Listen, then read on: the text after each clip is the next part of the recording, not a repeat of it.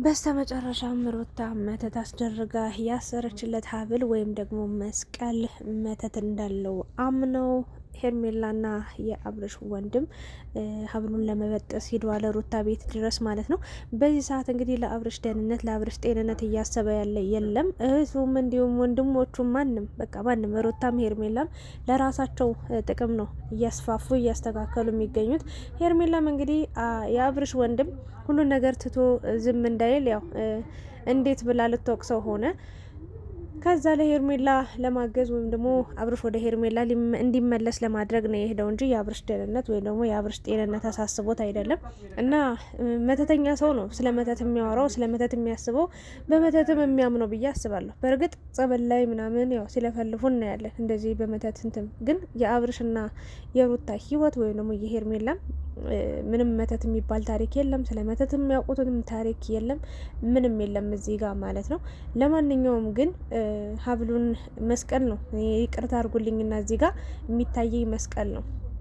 መስቀልና መስቀል አምነውበት ያድነናል ይፈውሰናል ብለው የመስቀሉ ትርጉም ገብቷቸው ነው አንገታቸው ላይ ያደረጉት እንጂ የመተት ማሰሪያ የሆነ እናንተ እንደምታስቡት የጠንቋይ ስብስብ አይደለም ያለው። ይቅርታ አድርጉልኝና ማለት ነው።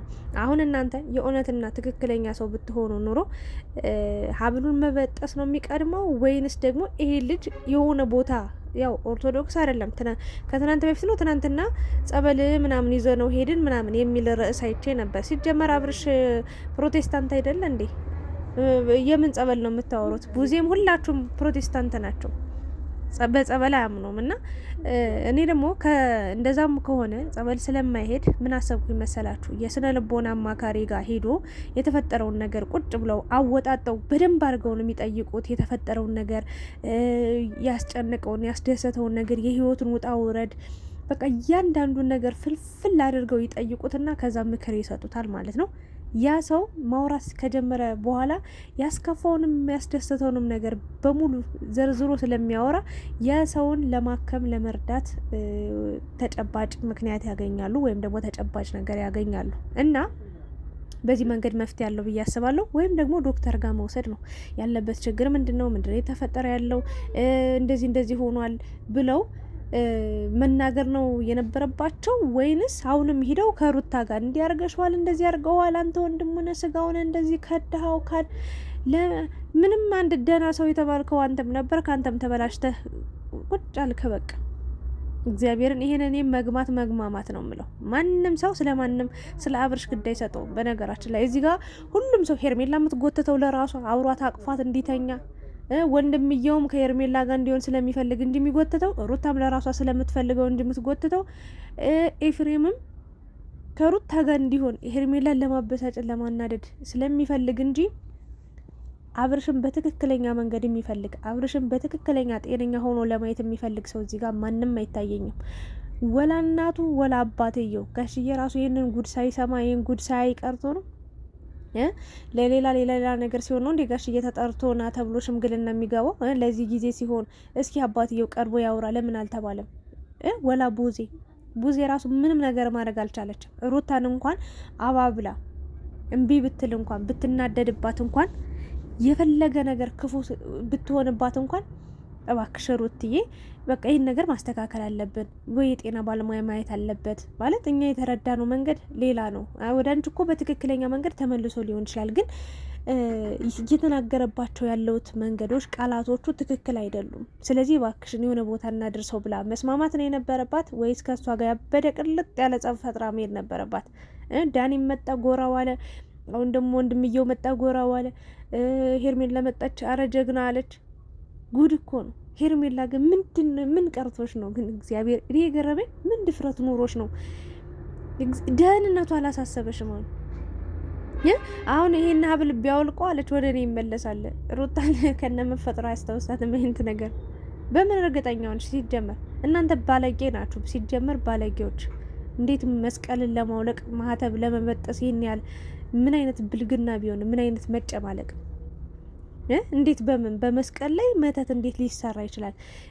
ሰው ሲጨንቀው እዛ ቁጭ ብለው ቲክቶክ መንደር ላይ የፈለሰፉትን ነገር ልክ በነገራችን ላይ መድኃኔዓለምን ነው ምላችሁ። አብርሽ ሩታ፣ ሁሉም ሄርሜላን ብትሆን የአብርሽ እህቶችም ወንድሞችም ቢሆኑ ቲክቶክ ላይ የሚወራትን እያንዳንዱን ነገር ያወራሉ፣ ያሰማሉ፣ እያንዳንዱን ነገር። ለዛ ነው አሁን እንደዚህ ኧረ ተው እንደው በተለይ ደግሞ የአብርሽ ወንድም ምን አለ መጀመሪያ፣ እኔ በመተት በምናምን ነገር አላምንም፣ የሚባለው ነገር ትክክል አይመስለኝም። ግን ደግሞ አለ ይህ ሀብል ሄርሜላ መውለቅ አለበት ስላለች መውለቅ አለበት።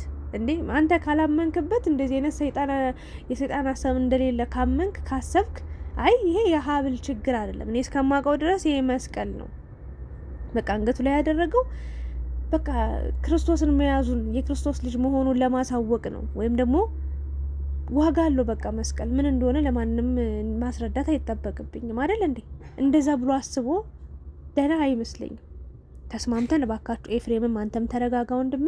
ይኸውልህ እኛ ያየንበት ፓርቲ ይሄ ነው፣ በዚህ መንገድ ትክክል አይደለም፣ ንግግሩ ትክክል አይደለም፣ ስለዚህ እባካችሁ እንውሰደው ብለው የሆነ ቦታ መውሰድ ወይም ደግሞ ሕክምና ማግኘት ሲችል እነሱ ግን ሄርሜላ ጋር ለማስተኛት ድጋሚ ሌላ ልጅ እንዲመጣ ለማለት እየጣሩ የሚገኙት እና አሁንም አብርሽ እኔ እግዚአብሔር እንደው ወዶና ፈቅዶ ጤነኛ ሆኖ ደስተኛ ሆኖ ከሄርሜላ ጋር በዚህ መንገድ የፈለገ ሰው ቢመጣ፣ የፈለገ ጣልቃ ገብ ቢመጣ፣ የፈለገ መጥፎ ሰው ቢመጣ፣ የፈለገ ክፉ ሰው ቢመጣ ትዳሬ ልጄን አልለቅም፣ ህይወቴ ይሄ ነው፣ ቤቴ ይሄ ነው፣ ኑሮ ይሄ ነው፣ ላይፌ ይሄ ነው ብሎ ቢናገር ቢመልስ ምንኛ አብርሽም ደስተኛ ሆኖ ይኖር ነበር።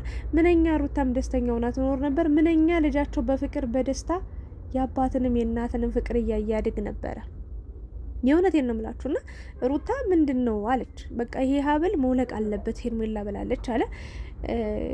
ሩታ ደግሞ እንዴ ምን ችግር አለው? ይሄንን ምክንያት አለኝ ያደረኩበት፣ ስለዚህ ስጦታ ነው አይበጠስም ማለች።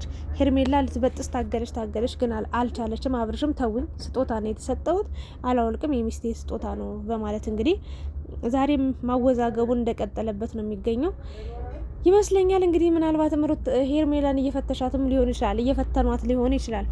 እመኑኝ ማለት ነው። አብርሽ ትክክለኛ ጤንነት ላይ ያለ ይመስለኛል። ሄርሜላ በደንብ እየተፈተነች ነው። ፈተናውንም ደግሞ 000xxxx እያመጣች ነው የምትገኘው።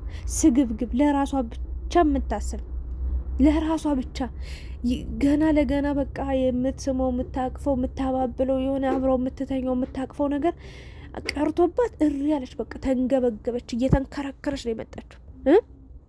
አልፈልግሽም እኮ ተብላ በነገራችን ላይ ብዙ ጊዜም እየሄደች እየመጣች አልለቀቀችውም። ግን አሁን ደግሞ ይሄ ልጅ ወደ ሕክምና ልውሰደው እባካችሁም ብላ ሩታን መለመን ካለባት እግሯ ስራ አትወድቅም በዚህ ሰዓት። ለሱ ዋጋ ብትከፍል ኑሮ እንደዚህ አርጌለ እንዲሆኝለ አፈቅርሃለሁ እኮ እኔ አንተ ስትታመም እንደዚህ አስታመሜ እናቴ ትሞት እቺ ማለት ነው። ስንት ነገር ስትቆጥር ስትለቅም ትኖርና እንደዚህ አርጌለ እንደዚህ ፍቅር ውለታን አያውቅም። ፍቅር በጥቅማ ጥቅም የተያዘም አይደል። እና የእውነት የምትወዱ የምታፈቅሪ ብትሆኚ ሩታ ቤት ሄድሻ አብርሽን ፊት ለፊት አገኘሽው አይደል? በቃ ጤነኛ እንዳልሆነ አመንሽበት። አሁን አንቺ በጥንቆይ ነው ያመንሽው። እግዚአብሔርን በጥንቆላ በመተት ነው ያመንሽው። ወይ ደግሞ የሆነ ነገር ተደርጎበታል ብሎ ሰው ስላወራ ሲጀመር ሰው አንዳንዴ ከአቅም በላይ ሲሆንበት ያልጠበቀው ነገር ሲወራ ያልጠበቀው ነገር ሆኖ ሲያገኘው ከጠንቋይ ጋር ነው የሚያገናኙት እድሜ ልካቸውን በሙሉ ማለት ነው። ግምታዊ ነው በቃ። ለምን እንደዚህ ያደረገ? ለምሳሌ አሁን ማንም ሰው ወደ ሩታ አብርሽ ይመለሳል የሚል ግምት አልነበረውም፣ ሀሳብ አልነበረውም። ግን አብርሽ ተመልሶ ሲያዩት መቀበል አልቻሉም። እንዴት በዚህ ፍጥነት? ስለዚህ የመተት ነው በቃ መተት አሰርታበት ነው እንጂ በፍጥነት አይመጣም አሉ። በፊት ካስታወሳችሁ ሩታን ጥሎ ወደ ሄርሜላ ሲሄድ አይ ሄርሜላንማ በዚህ ፍጥነት ሊቀበላት አይችልም እንዴ ትዳሩን ህይወቱን ሳይጨርስ አይሆንም መተት አሰርታበት ነው እንጂ ሄርሜላ እያሉ ነበር። አሁን ደግሞ ሩታን ነው እንደዛ እያሉት የሚገኙት። እና የሚዲያን ወሬ ለቃቅማችሁ መጣችሁ። መተት ነው ጠንቆላ ነው ምንድን ነው ብላችሁ የሰው ማህተብ የሰው መስቀል ለማውለቅ አልኩኝ ለመበጠስ የመጣችሁ እኔ በጣም ገረመኝ። ሄርሜላ በጣም ነው የገረምሽኝ። እና ያው የሰው ነው የወሰድሽው ሙሉ በሙሉ እንደዚህ አድርጌልህ ውለታ ገና ከሆነ የቆጠርሽ ነገማ አንጀቱን በጥሰሽ ነው የምትይው። በቃ አንጀቱን ቆረጥ ነው የምታደርጊው፣ ልቡን ነው የምትጠቢው። እና አሁን ሌላችሁ የምፈልገው ነገር ሁሉም አስመሳይ ነው። በአብርሽ ዙሪያ ያለው ሰው ሁሉም አስመሳይ ነው። ሩታ በጣም ሰላማዊ ነው። አሁን ጥሩ ነው ያለው፣ ደስተኛ ነው። ስለዚህ ታውት ነው እያለች የምትገኘው። ወንድምየው ደግሞ ወንድሜ እንደዚህ ሆኖ አይቼው አላውቅም፣ ይዤው ሊዳ ላይ ኤፍሬም በአንድ እርምጃ አብርሽ አንድ እርምጃ አልራመድም ካንተ ጋር ነው አልሄድም። ለምን ወንድሜ የኮነ ወንድም ነኝ። አረ አልፈልግም አለ፣ በጭራሽ አለ። ከፈለገ ኤፍሬም አብሮኝ ይምጣ ምናምን አለ እና በቃ ባጭሩ በፈተና ወድቀሻል ሄርሜላ። ምንም በቃ ለአብርሽ ምንም አይነት ቦታ እንደሌለሽ በግልጽ እየታየሽ ነው። በግልጽ የምትወዱ የምታፈቅዱ ሰው እንዲታሞ ለምን ሩታ ግሯ ስራ ትንበረከቂ? እንደው ባክሽ እኔ ልጅ የሆነ ቦታ እንውሰደው እባክሽ፣ እኔ ይዳን እንጂ በቃ አልወስድብሽም ብላ በአባብላ ለምና መውሰድ ስትችል የኔ ነው ምናምን በቃ አብርሽን ለመውሰድ ፈጣሪ ድረስ ፈጣሪ ትዕግስቱን ስጠኝ። እንደው መጨረሻችሁ እኔ እናንተን ያየው ሰው እኔ ተቃጥዬ ሞትኩ። በቃ ጭስስ ብዬ ጨጓራ የራሱ አረራለች። እንደው ምን እየተካሄደ ነው? ቤተሰብ እስኪ የገባችሁን አስረዱኝ። ቆይ ሁለት ጥያቄ ልጠይቃችሁ። አንደኛ ሄርሜላ ትወደዋለች ታፈቅረዋለች ብላችሁ ታስባላችሁ? ከወደደችው ካፈቀረችው ይሄን ነገር ታደርጋለች ብላችሁ ታስባላችሁ? ወይስ አዎ በትክክል ስለምትወደው ስለምታፈቅረው ነው በዚህ ልክ የምትከተለው ብላችሁ ታስባላችሁ? ይህን ኮሜንት ላይ ያስቀምጡ። ሌላኛው ደግሞ አብርሽ የእውነት ታሟል ወይንስ ደግሞ ሄርሜላን እየፈተነ ነው? ወይንስ ደግሞ ሁሉንም ኤፍሬምንም ሩታንም አብርሽን እንትን ሄርሜላንም ወንድሞቹንም በሙሉ ቡዜንም እየፈተናት ነው ብላችሁ ታስባላችሁ ነው? ወይንስ እንደሚባለው እንደሚወራው ይሄ ልጅ የእውነትም ሩታ መተት አስደረጋበት ነው ሀብሉን የሰጠችው ብላችሁ ታስባላችሁ? ወርቁን እስኪ ምን አይነት ሀሳብ ነው ያላችሁ? እኔ ግራ ገባኝ። እኔ በእርግጥ ምንም ይሁን ምንም በጊዜ ሂደት የምናውቀው ይሆናል። አንድ በቃ ሄርሜላን በጣም እስከ ጥግ ድረስ ከሩታ ጋር ተመካክረው እየፈተኗት ያለ ይመስለኛል። ሁለተኛ ነገር ደግሞ አብርሽ እንዳበደ ነው የምረዳው። በቃ በዚህም በዛም ሀሳብ ሲበዛበት በቃ የሆነ እንዳበደ እንጂ እንደዚህ መተት ነው ብዬ አላምንም። እና ሄርሜላም አታፈቅረውም ብዬ ነው ማምነው። የእናንተን ሀሳብ አስተያየት ጨምሮ ብቻ የነገውን ደግሞ ፈጣሪ ያውቃል። ለዛሬው እንደዚህ ሆነናል። አብርሽ ባለበት ደናውን በቪዲዮ ስትመጣ ደግሞ ይሻላል። ከቪዲዮ ጀርባ ስትጠፋ ነው የሚያስጨንቀው።